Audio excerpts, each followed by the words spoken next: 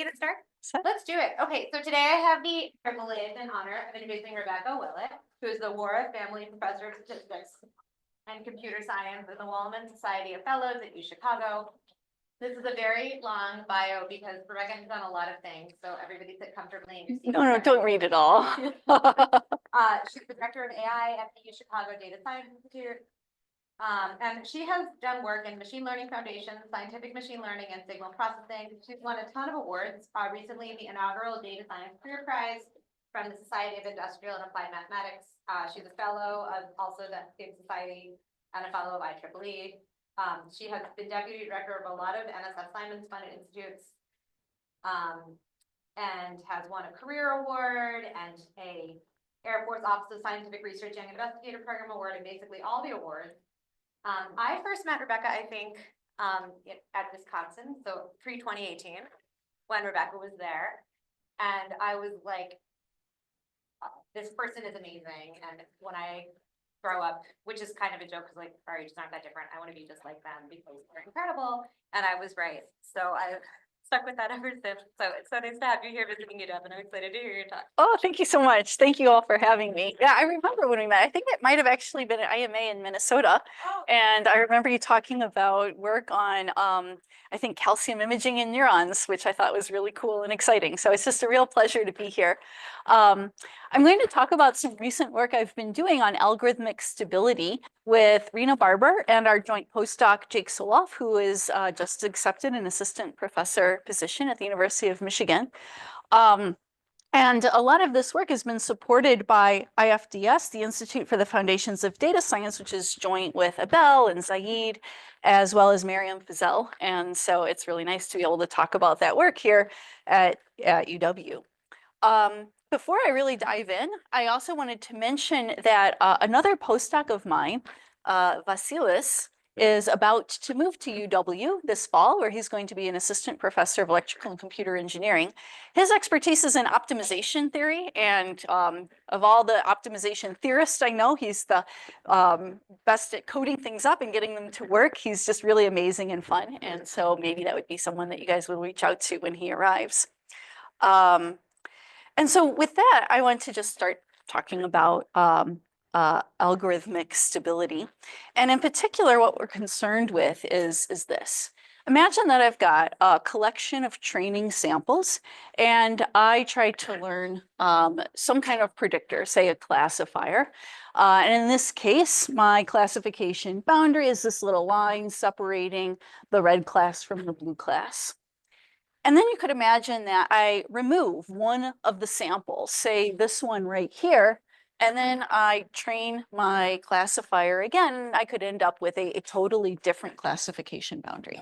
So this is an example of a setting in which we lack algorithmic stability because we made a small change to our training data and we got a very different predictor. So these decision boundaries or these classifiers, f hat and f hat minus I, are quite different from one another. And so what we'd really like to do is to think about ways in which we can avoid this sort of algorithmic instability. So to put a finer point on it, imagine that we have a collection of training samples or a training data set T that's a collection of n different XY pairs. And then we've got a test point X. So what we want to do is we want to ultimately predict a corresponding Y. And we're thinking about training a learning algorithm, A. So what it does is it accepts our training data set D, and it's going to return a model, say f hat. And now what we can do is we can use f hat to make predictions on new test samples. So I can plug in my test point X, and f hat of X is going to give me my predicted Y. So for example, we can think about this in very generic terms, but for example, A could correspond to the process of training a neural network with some specific architecture where we use weight decay and the optimizer is the Adam algorithm. And then f hat would be the resulting trained neural network, right? So A is this process of doing the training, selecting the architecture, et cetera, and f hat is the output trained network that makes predictions on new test samples.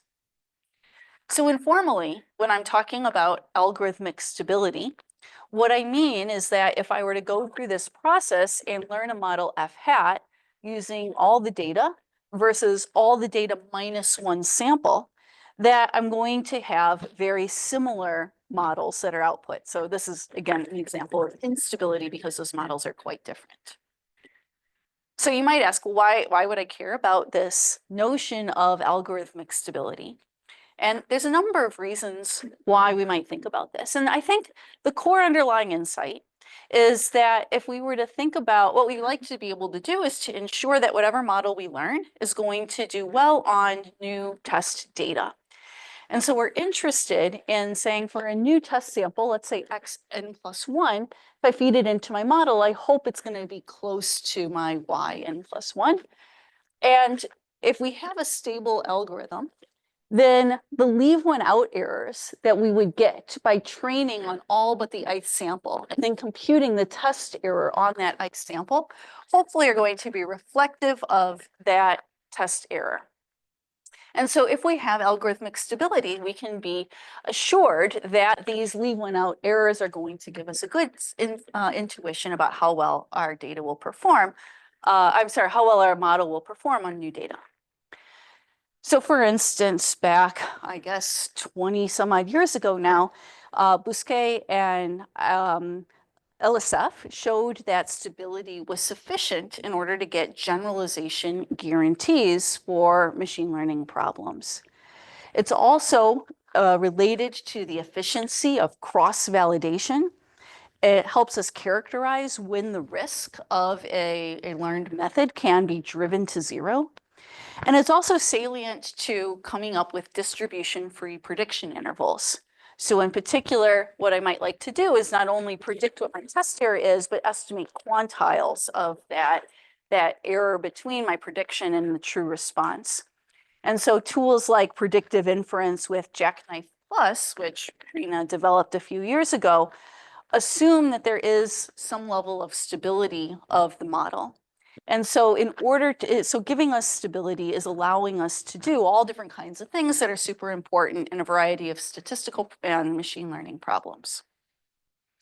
Okay, the problem is that, I'm not sure what I did there. The problem is that getting stability is not always an easy task. So for instance, there's a lot of interest in using neural networks, and neural networks can be extremely complicated, right? We can have convolutional layers, max pooling. Some layers are fully connected. We've got all kinds of hyperparameters that we tune.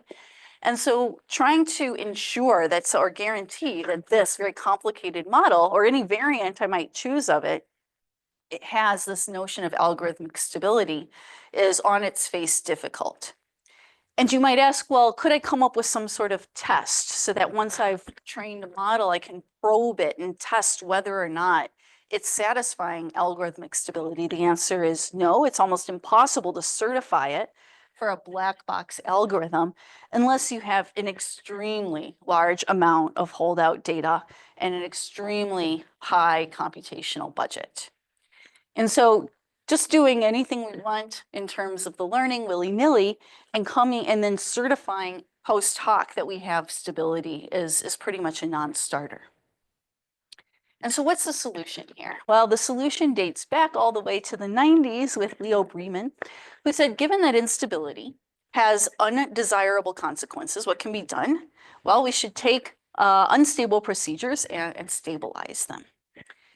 And the core workhorse here is the notion of bagging, which I'm sure many of you are familiar with.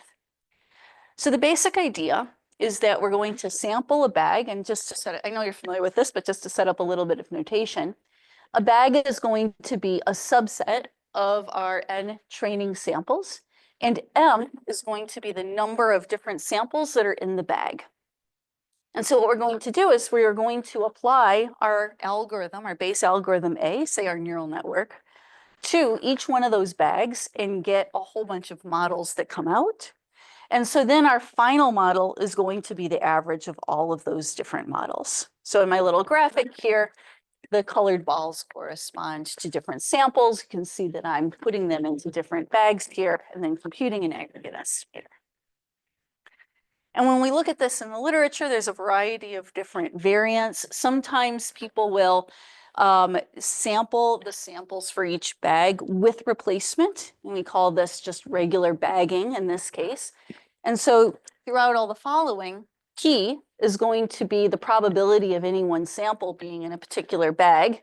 And we can compute it in terms of the total number of training samples and the number of samples per bag, M, as follows. Or we might deploy sub-bagging, where we sample without replacement, in which case the probability of a sample being in the bag is just M over N. So empirically, there's been a lot of evidence that bagging improves stability. So just as an example, here what I've done is I've taken several different base algorithms, logistic regression, neural networks, and regression trees. And we trained them where we trained a variety of models. And then we looked at the difference between the output of the model on a test sample and the output of the model trained on all but one sample on a test sample. And we saw how big that difference is. So remember, if a method is stable, that should be small. And we're plotting histograms of those leave one out perturbations. So in red, what we're seeing is that histogram for the base algorithm. And we're seeing that there's a relatively, non-trivial fraction of times where this leave one out perturbation is pretty large, indicating a lack of stability. And yet after bagging, we see that these leave one out perturbations are quite a bit smaller. So this is encouraging. And in fact, this is the observation that's led to a number of different studies of bagging and its uses, including things like random forest, variable selection in regression, classification when you have class imbalance, and robust Bayesian inference. In all of these settings, notions related to bagging are used to enhance stability. But what's really lacking is a thorough and careful understanding of when we have actual stability guarantees associated with this approach. So there have been some past analyses on the theoretical properties of bagging. Some early work from the 90s and the year 2000 tried to study the effect of bagging on variance. These were asymptotic results, and they had really strong regularity assumptions. So they are not necessarily applicable to settings where we've got finite collections of data or very complicated data distributions or very complicated learning algorithms, let's say some Franken neural network. Other work examined bagging as a form of smoothing or regularization, and it provided some nice insights, but really under very strong distributional assumptions. And when we think about a lot of the modern machine learning contexts, we have no way of verifying these assumptions, but there's plenty of reason to think that they're often untrue. And then there are analyses that really focus explicitly on algorithmic stability and how bagging provides algorithmic stability. But that theory is somewhat limited because it requires that the sizes of the bags to be very, very small. And it requires that the base algorithm is already stable. And so what it shows is that if you've got something that's already stable and your bags are small, then you can get a little increase in stability. But again, if we were to have, let's say, a complicated neural network, then first of all, we're pretty sure it's not already stable. And secondly, we generally don't want to be training them on small collections of data because there are plenty of risks of overfitting and other challenges. And so these insights, while helpful in some settings, are just not really covering all the settings that we're interested in modern context. Okay, so to be a little bit more formal about what we're seeking here, I'm going to define stability, or more precisely tail stability, as follows. I'm going to say that an algorithm A is epsilon delta stable if for any training data set T and any test point X, I can look at the sum of all of these, or I can count how many times these leave one out errors exceed some level epsilon. And if that frequency is less than delta, then I have this epsilon delta stability. Okay, so I'm trying to basically look at how often these leave one out perturbations are large. And I'm stable if they're not too large too often. So our main result is, yeah.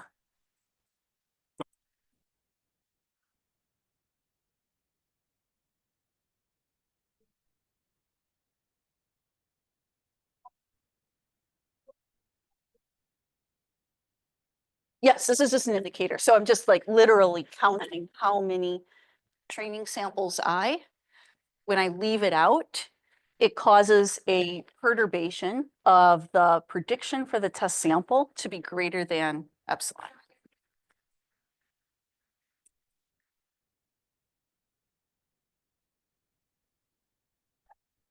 That's right. That's right. So, and that was important to us because we did not want to have to assume anything about that training data set. So we didn't want to have to assume that all the samples were IID. We didn't want to have to make distributional assumptions about it.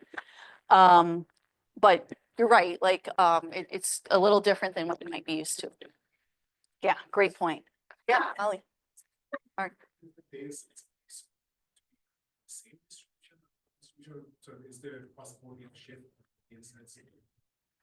So we're just having one training data set, or well, okay, when we train our model, we're training it on one data set. So remember that the algorithm takes the training data set in and it outputs an F hat.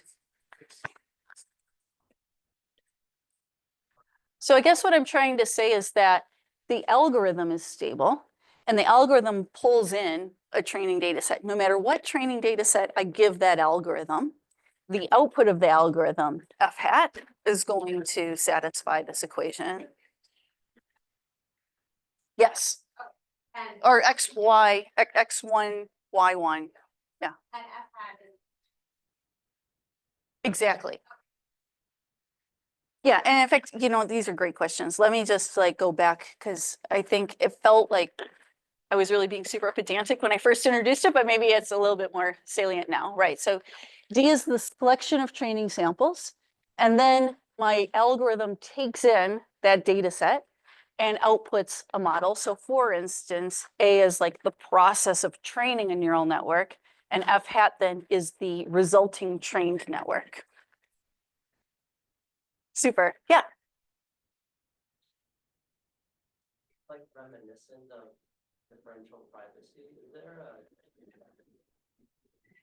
There is a connection with differential privacy. A lot of that literature does rely on a notion of stability. They don't always call it that. I think sometimes they call it, was it sensitivity perhaps? And so in order to get your differential privacy guarantees, you do have to already have a method that's satisfying something like algorithmic stability. So there's definitely a connection, but it's not as if, oh, if I have a differentially private method, it's going to give me this. It doesn't work in that direction. Yeah, great question. Okay. So for our main result, we have the following. So remember P is just the probability of a sample being in one of the bags. And so depending on whether we're sampling with or without replacement, P is a different relationship with N, the number of training samples, and M, the size of each bag. So the theorem states that we can think about A as being this base algorithm, and it's going to return predictions now that are bounded between 0 and 1, for instance. And so for any number of training samples, any bag size, if we were to do bagging with an infinite number of bags, then we are going to satisfy epsilon delta tail stability as long as this product, delta epsilon squared, exceeds 1 over 4 times essentially the number of training samples and P over 1 minus P. Yeah.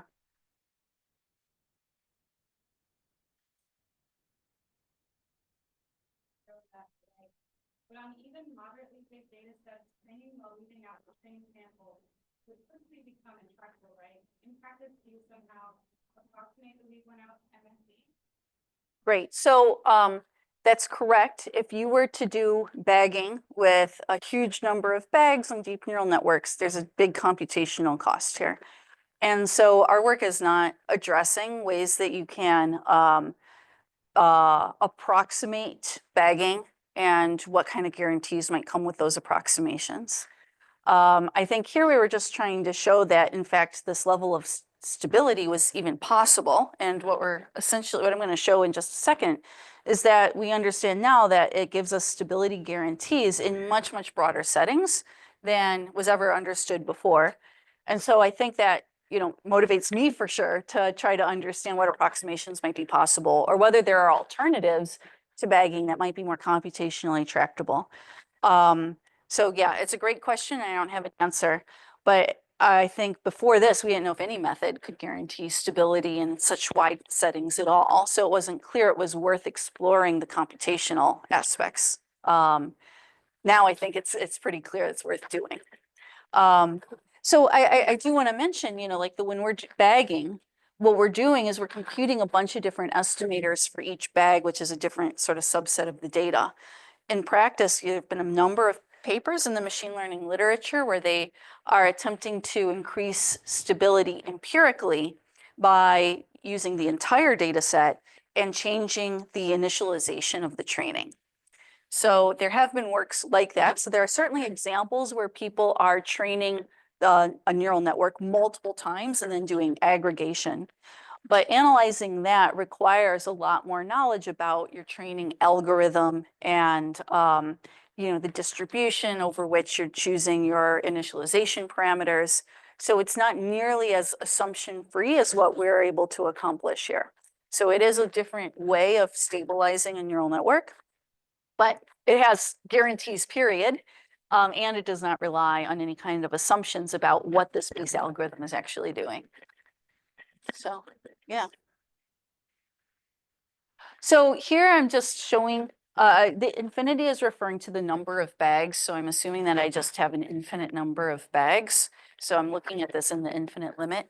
So we can extend to a finite number of bags. It's just the theorem looks a little bit more notationally heavy and I left it off. But basically you get a little extra order B term added to the end here. But okay, so for example, we could imagine a setting where we've got 10,000 training samples and where P is 1/2. So the probability of one of these samples being in a bag is 1/2 and epsilon is 0.01. So epsilon is how much leave one out perturbation error I'm willing to accept.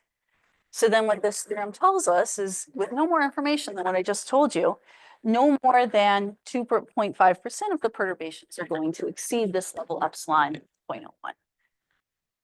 And as I mentioned, this applies to any bounded base algorithm. So it could be highly unstable. So it could be whatever sort of unstable, hard to train neural network you want or some other method. And it holds deterministically for any training set and for any test point. In addition, going back to what I mentioned earlier, a lot of the previous literature on bagging focused on what I'll call the massive subsampling setting, where the size of each bag was small, no bigger than the square root of n samples per bag. And training, say, for instance, a neural network with these small bags can lead to maybe high stability, but poor predictions. So we are able to show that, of course, we can achieve our tail stability in these settings that have been studied previously. But we're also able to show that we can achieve stability in much broader ranges of settings. So for instance, if each bag was order n, let's just say like half of the training samples are in each bag, then we can show we can achieve stability there. Or when we have minimal subsampling, so where each bag has almost all of the samples, we can still achieve stability. The difference in between these settings is simply how much stability we can get relative to the amount of training data that's available. And so, but we're able to guarantee stability at some level for all of these different settings, which is a much broader range of settings than we were able to accomplish previously. So maybe I'll just talk a little bit about what's happening under the hood here. So like before, each circle here is one of my training samples. And I could imagine having all possible bags with N choose M different samples in it. And for each one, I'm going to train a model and get a prediction. And then my bagged or ensemble model is the average of all those predictors. Now what I could do is I could imagine having one training, or I can focus on one training sample, the ith one, and I can look at all the different bags that it's present in. And remember, we're looking at these leave one out perturbations. So I can look at all the remaining bags that do not contain that ith sample. And so now I've got those predictors and I compute the average of them. And this is giving me my f hat I. So now I've got two estimates, f hat and f hat minus I. And now what I want to know is what's the impact of the bagging. So let's imagine that I have k bad samples in the sense that if I were to remove if I were to look at the leave one out estimator where I've removed one of those bad samples, then that perturbation is bigger than epsilon, right? So remember, if I have a stable method, then I'm going to have very few of these bad points that are going to give me a large leave one out error. Okay, so imagine that the number of bad points, we're just going to call it K. And then what we want to, and so I guess in this case, the gray and the green and the purple are all bad points. So what I can do is I can look at the sum of all of these leave one out errors, and I'm going to call this L1. And it is going to be, just by the way I've set this up, bigger than K, the number of bad points, times epsilon, the smallest leave one out error for any of those bad points. Now what I can do is I can talk about how many of these bags, or what fraction of these bags are going, I'm going to talk about for each bag, how many bad points it's going to contain. And that's just a simple probabilistic argument. And I can use that then to bound this L1 quantity, the sum of all of the errors, these leave one out errors. And I can then show that this L1 is bounded above by a term that depends on how many bad points there are and the probability of each point appearing in one of the bags. So now this L1 that I defined up here, I've got a lower bound and an upper bound, and I can put it together. And some simple algebraic manipulations gives me the statement of the theorem. So in order to have, I can't have too many bad points and still achieve stability. And so I get a bound on how big delta and epsilon can be given the number of training samples in. Okay, so I'm sweeping a lot of stuff under the rug here, but I just wanted to give a brief flavor of how these analyses go. But we can also look at this empirically. So again, I'm looking at a variety of different learning algorithms, a neural network case, a logistic regression case, and a regression tree case. And I'm looking at both the performance when I have bagging versus no bagging. So in red, I just have the base algorithm. And what I'm plotting here is effectively epsilon versus delta. So in the dashed line, I have the stability guarantee. So my guarantee is telling me that my bagged algorithm should, if I plot out epsilon and delta, I should be to the bottom and to the left of this dashed line. And in fact, in each case, the blue line is, because that's the result of performing sub-bagging. Whereas the red line corresponds to what I get if I just use the base algorithm without any bagging. And so what we're seeing is that we are, well, first of all, achieving indications of an increase in stability, but also we are satisfying this theoretical guarantee. And I want to also highlight this case of logistic regression because we explored it in two different settings, both where n was equal to 4D, 4 times the dimension of the training samples or the training features, which is a relatively stable regime. and when n was 2D, which is a relatively unstable training regime. And so what we're seeing is that when n is 2D, the base algorithm is highly unstable and the bagging makes it more stable. And in the setting where n is equal to 4D, our base algorithm is already stable, but when we apply the bagging, we make it, we still kind of satisfy the theoretical bound and we don't really destroy the stability that we started with. Okay, so this is basically trying to increase our theoretical understanding of an existing method. Next, what I want to show is how this understanding has allowed us to develop changes in methodology that can be useful in some practical settings. And in the first case, I want to study classification. So this is how we're going to set it up. We've got capital L different classes. So we're thinking about multi-class classification here, and we're going to again have a training set and a test point. And what our learning algorithm is going, our learning classifier here, and so we've got script C is going to again accept a training data set and output a model, a classifier.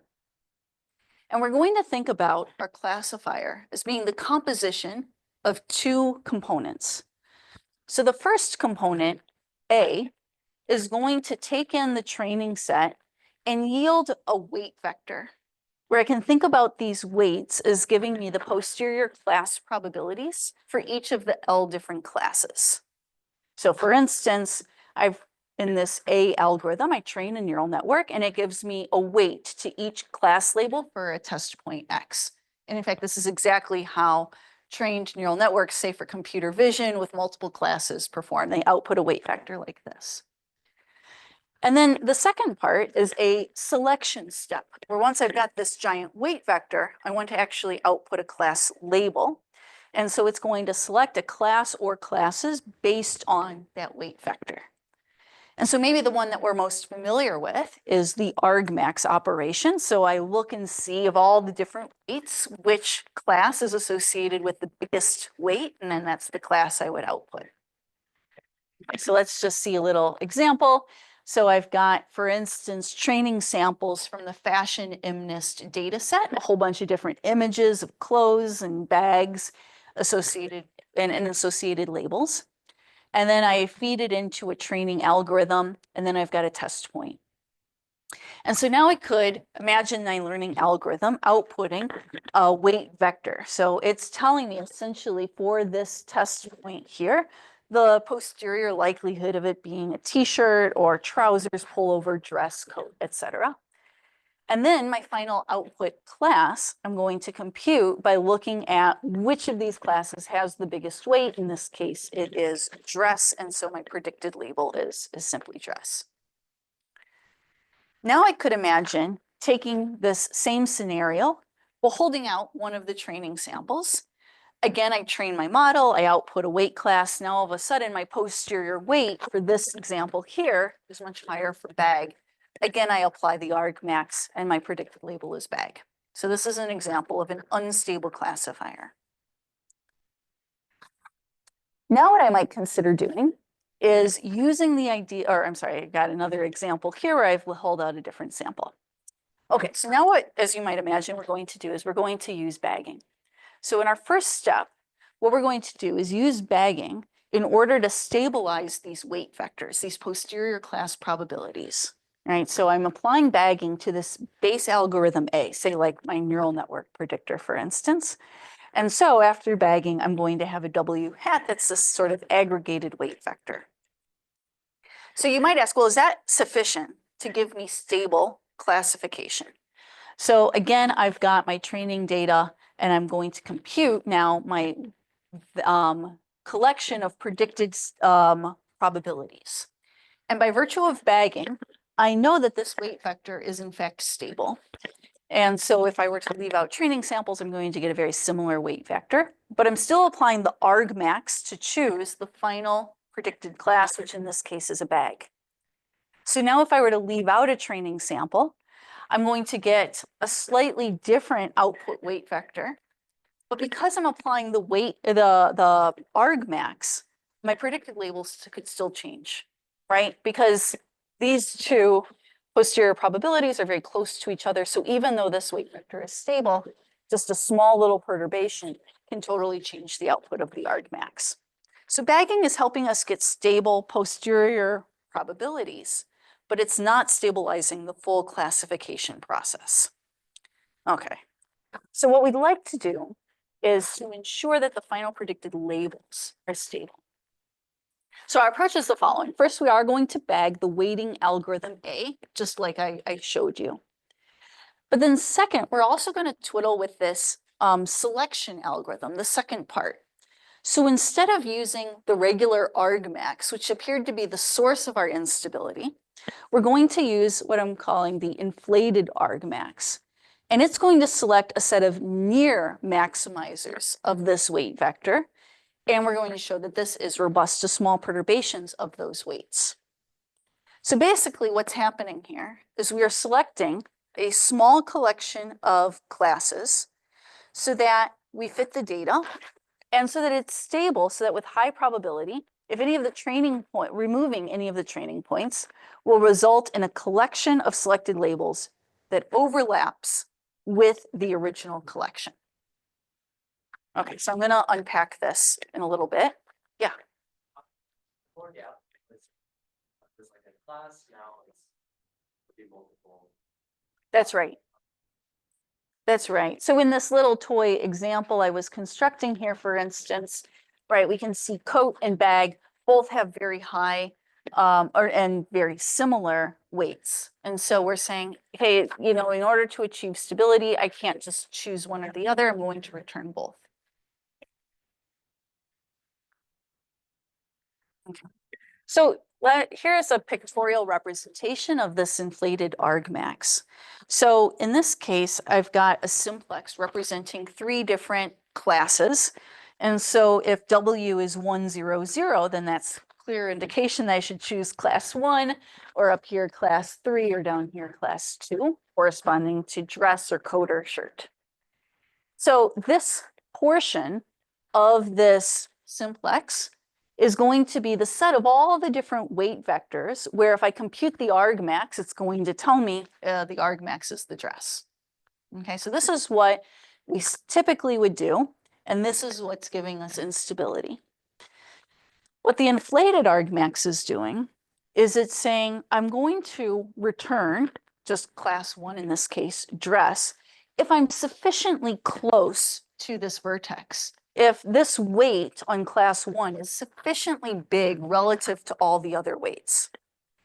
But if the weights are kind of similar, then I'm going to return more than one class, which is exactly what you were asking. And so I'm going to again have this notion of epsilon here that's going to appear in our stability guarantees, that's going to tell us by how much, say, the first class's weight has to be bigger than all the others in order for me to select it alone, as opposed to selecting more than one class. Okay, a little bit more precisely and formally, if one of the classes returned by this epsilon inflated argmax is lowercase l, it indicates that that class would have had the largest weight in W by some margin if we had perturbed the weights in that weight vector slightly, where both that margin and the amount of perturbation scale with this parameter epsilon in the epsilon inflated argmax. And more formally still, what we're saying is the following. So I'm going to define these regions Rj, one region for each of the different classes that correspond to these kind of solid things near the vertices. And they correspond to the set of all the weight vectors where the biggest weight is bigger than all the others by some margin that depends on epsilon. So it's just maybe a more formal statement of what these regions are. And then the inflated argmax is selecting all of the classes that are within epsilon of one of these regions Rj. So in this case, for instance, this little orange region here corresponds to all the different weight vectors that are within epsilon of R3 and within epsilon of R2. So we're just sort of like loosening or relaxing this notion of the argmax. And so now if we were to go back to our toy example, these weight vectors are the same because we've done our bagging here. But now we're applying the inflated argmax for selection. And in this case, we're going to return both bag and coat because both of those weights are high and close to one another. And if I were to leave out one of my training samples, I get a similar but not identical weight vector. And after applying the inflated argmax, I again get bag and coat. So I've achieved this notion of stability by not only doing bagging, but also using the inflated argmax. Okay, so what do I really mean by stability of a classification algorithm? We're going to say that a classifier, which remember has two parts, this sort of base algorithm that outputs our weight vector of posterior probabilities, and a selection method S, like argmax, for instance, or our inflated argmax.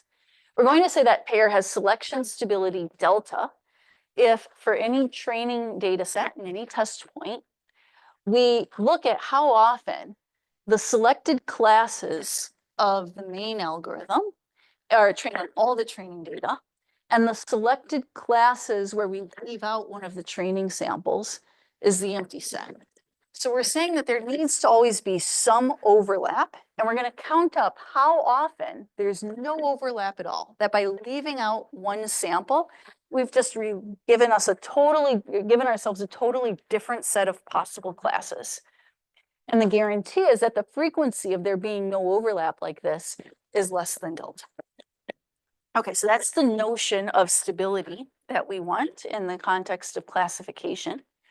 And our theorem says that for any base learning algorithm A, so it could be some complicated neural network with convolutional layers and max pooling, whatever you want, bagging combined with the epsilon inflated argmax achieves this selection stability at level delta that depends on the amount of training samples, how big this epsilon inflation is, and the probability of any one sample appearing in any bag. Yeah.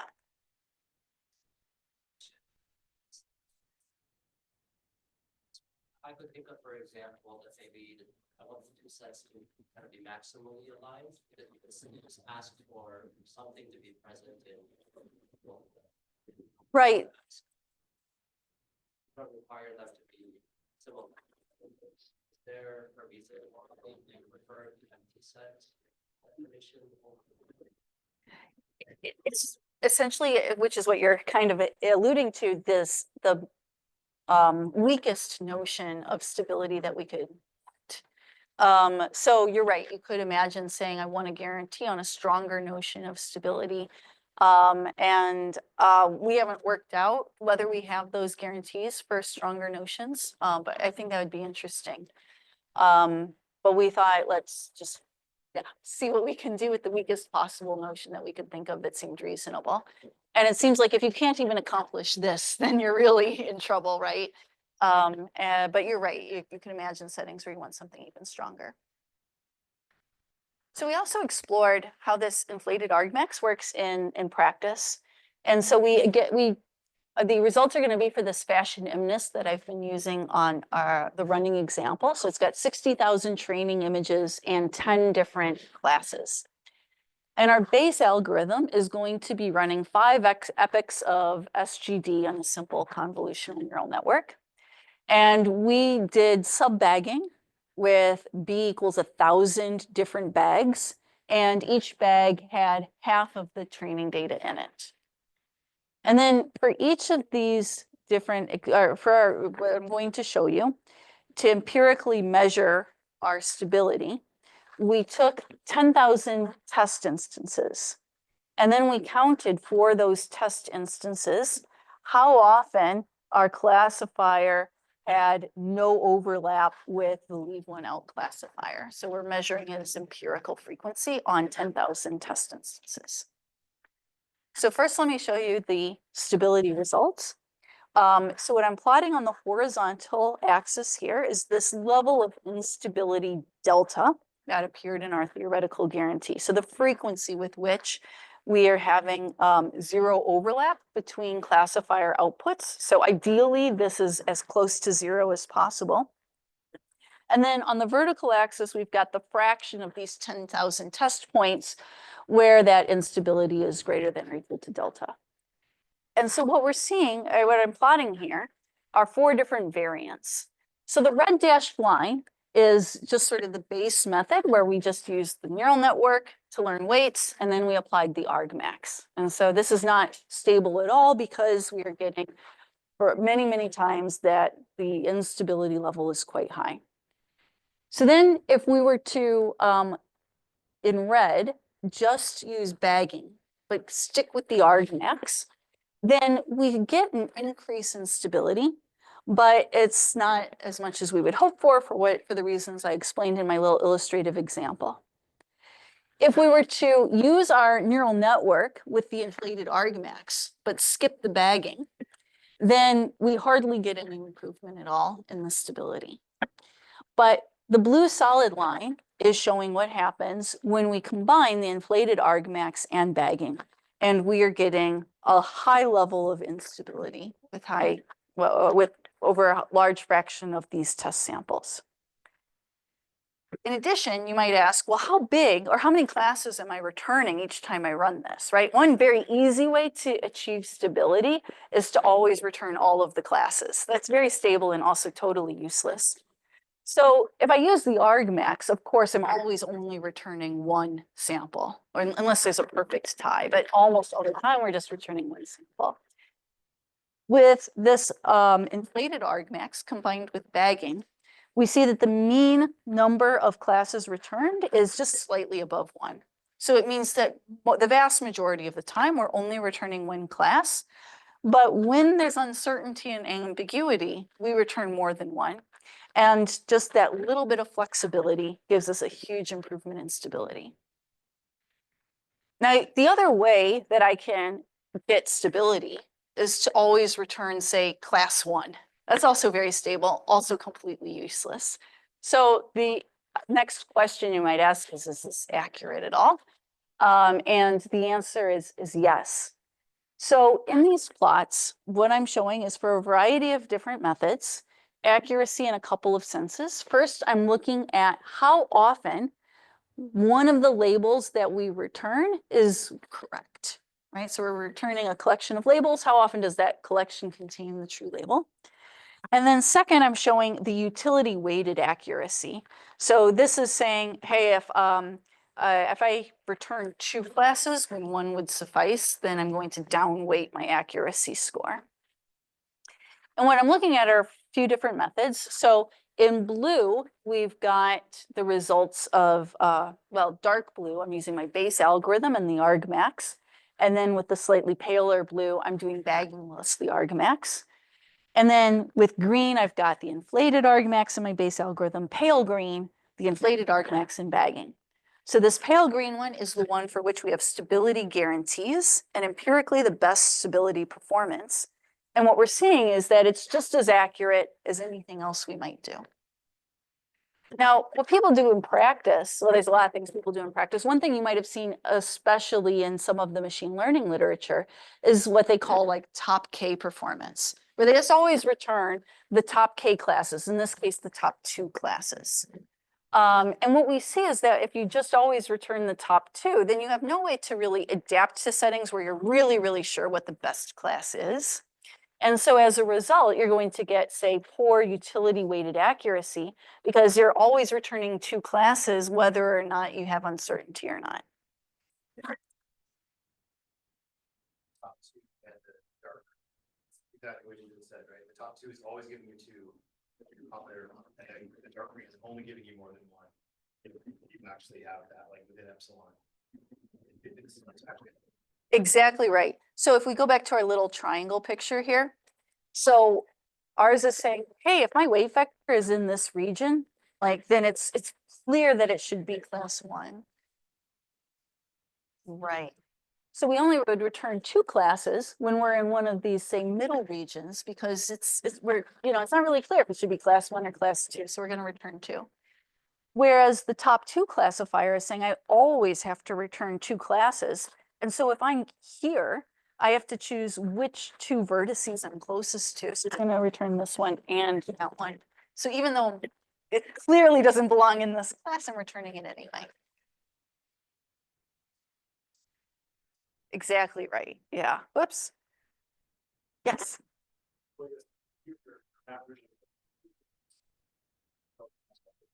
And, or argmax or inflated argmax. Could also, repeat the model, say 1,000 times. And rather than averaging, let's say the scores, you can maybe do like a majority vote. Then with random forest, you might do that. You've got 1,000 regression trees, each of them predict a class, to choose the one with your most. Right. So there are lots of Stable. Better. So, all right, first of all, in general, there's lots of different ways in which you could, do like some kind of voting or so for instance, and so what I'm showing with all these different shades of pink are a variety of different alternatives to argmax or inflated argmax that are related to exactly what you described. And for each one, I'm looking at it both with and without bagging. And so what we're seeing is that, that they often also are getting good, say, utility weighted accuracies. So empirically, their performance is good, but they do not come with stability guarantees. And so what we're saying is that with this inflated argmax, we get this nice theoretical guarantee that relies on minimal assumptions, and we're achieving the same level of performance empirically as these other more heuristic methods that people use in common practice. Okay, so I know there's just a few minutes left. I want to kind of highlight one other kind of use case of this that I thought was pretty interesting. And this is model selection. And this is joint work with my student, Melissa Adrian. And I'm especially interested in this problem for the following reason. So there's a number of settings when people are trying to use machine learning in scientific domains in order to try to understand, say, the governing equations of a system. So just as a toy example, in this video, I'm going to show two particles that start off very slightly different positions, and they evolve according to these equations, this ODE that describes their location in 3D space. This is the Lorenz 63 system. And it's a chaotic system, so as things move along according to these equations, the locations of the two particles can change quite a bit. And so this is a very well understood chaotic system. But then you could imagine saying, hey, what if I had data telling me where these particles were at each point in time? And I wanted to figure out what's a good set of equations to describe that data. So can we learn governing equations that map these trajectories to a descriptive set of equations? And this is something that obviously many of you know about because this tool, sparse identification of nonlinear dynamics, or SIMD, was developed here at the University of Washington. And they basically said we can pose this as a sparse regression problem. So for instance, if I want to learn the ODE describing the X location, I can write it as a linear combination of the X location, the Y location, the Z location, the X location squared, et cetera, et cetera. And then it can use tools like the lasso to estimate these weights, and in this case, only two are non-zero, and we can do the same for the Y and the Z coordinates. And this was the example that appeared in the original SIMD paper where they showed how you could frame this all as a sparse regression problem.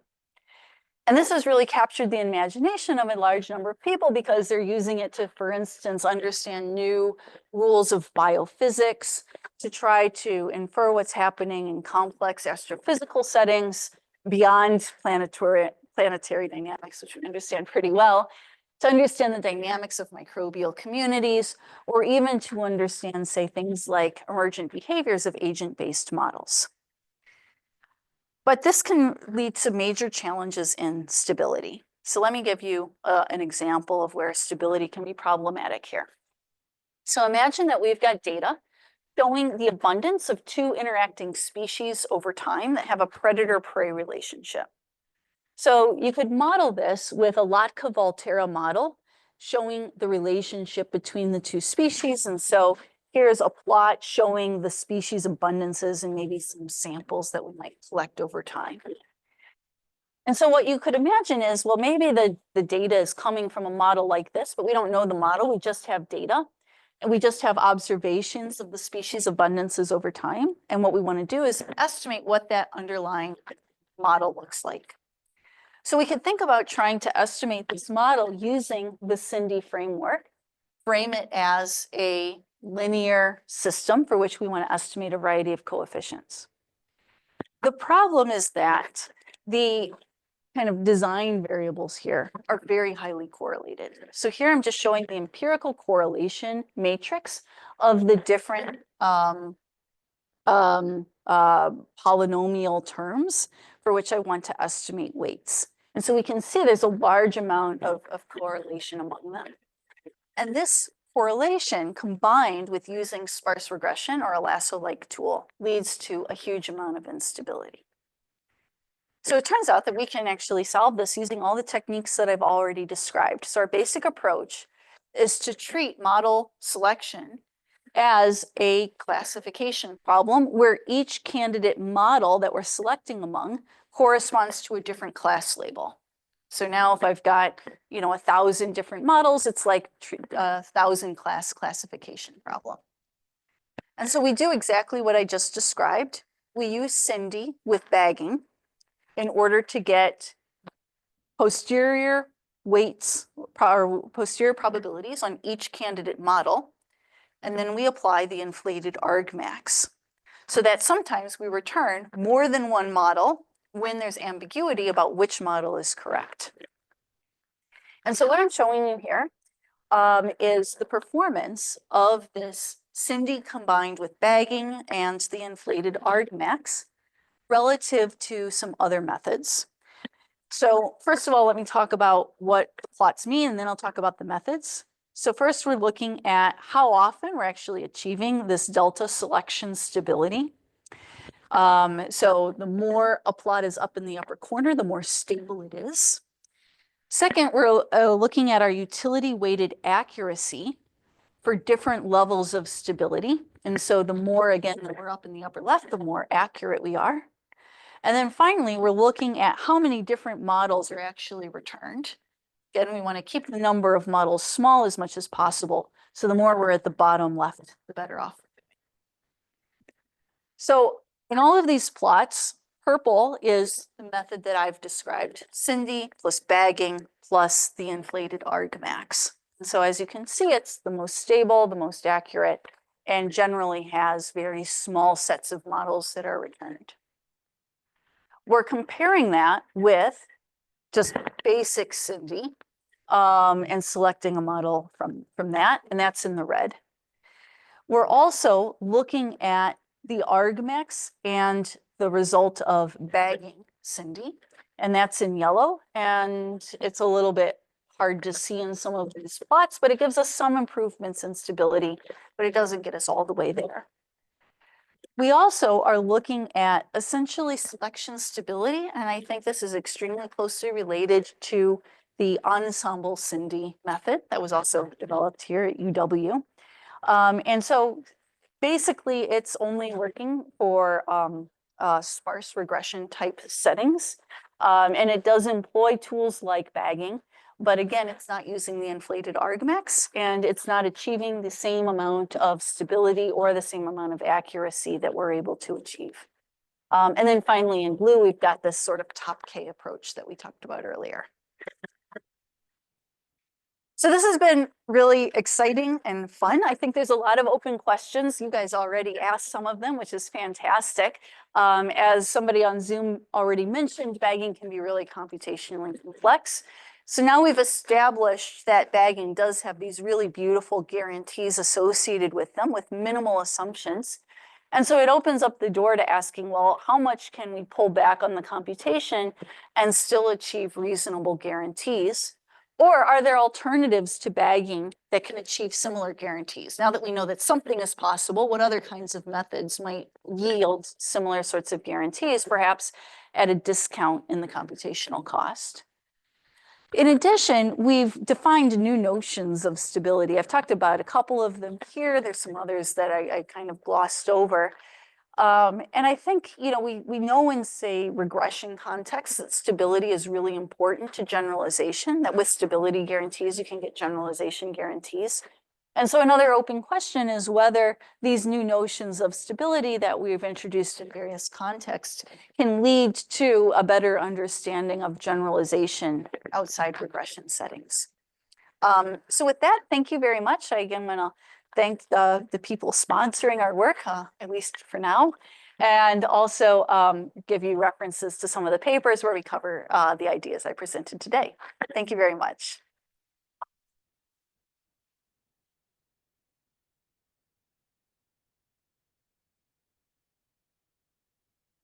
Yes. That's part,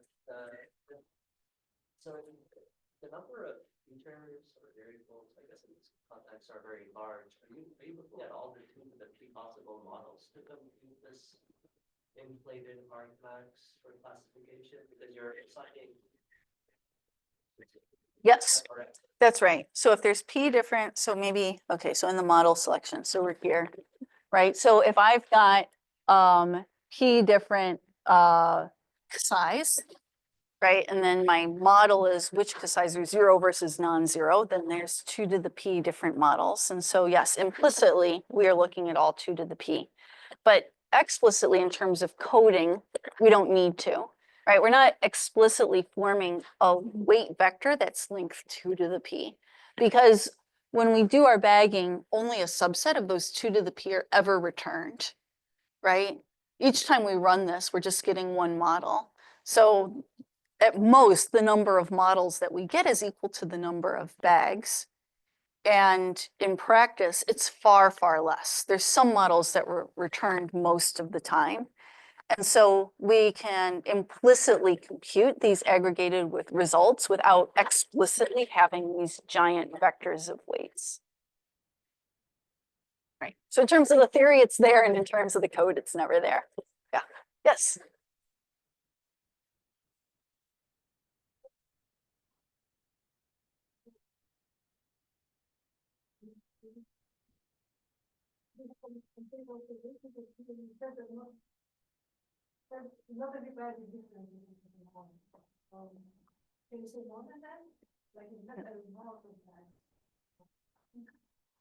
I'm sorry, I don't think I caught it. I said not everybody's different. I'm not sure.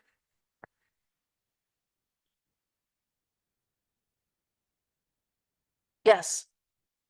So, since the number of classes is kind of unbounded, technically, or practically, how does let's put it the other way. How would one guess what the Right. So with all of our guarantees, as I said, there's a like 1 over B term tacked on to the guarantee. And so if B is very small, then the stability guarantee is much, much weaker. And so in general, you would choose the number of bags that you want in order to ensure that you have the stability guarantee that you want. And I think if you were to say, well, yeah, I mean, I think that's the way I would approach it. You're correct that it's perhaps possible to construct a scenario where every single bag results in a totally different model, so that basically all the models have effectively the same weight, in which case we're just going to return a giant set. That would be a hugely unstable setting. I don't really think that that's the norm, though. I think that for most practical settings, there's a relatively small set of candidate models that are all viable. And that's what I've seen in all of the different applications I've looked at. Yeah.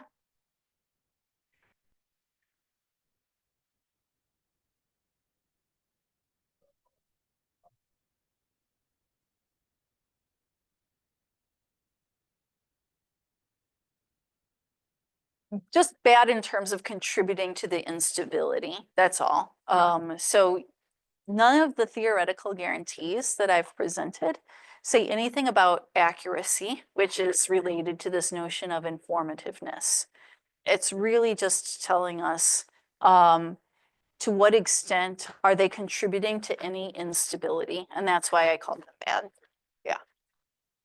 Yes. Very quick, time. So the notion of robustness is similar to this notion of stability, but it usually is sort of, in terms of the parameters, right? So remove. So I wonder if, so have you guys thought about whether there's a connection between, robust estimation versus stable?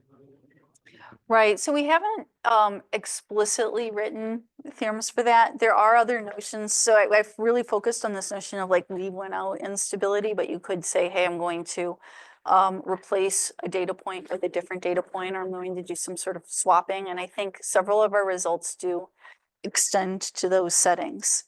But when we think about things like adversarial robustness, I think that's a different paradigm, and I don't think that I would need to think about that a little bit more. I mean, people now think about the second part, the classic stuff of the 80s and the 70s, that people, it was known as the second company. Yeah. So, I mean, if you want to start talking about instead of removing a sample, changing the sample, then all of a sudden you have to talk about, well, what kind of perturbation, what are the bounds in that perturbation, how do they affect the guarantees? And so I think it would be a little bit more work than I've presented here. But, depending on what you're willing to assume,